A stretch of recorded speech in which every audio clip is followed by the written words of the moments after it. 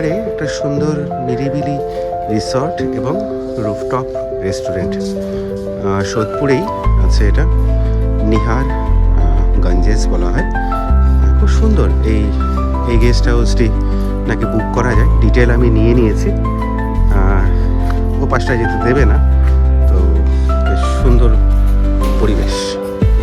ইচ্ছে আছে কখনো একবার ফ্যামিলির সঙ্গে এসে থাকে।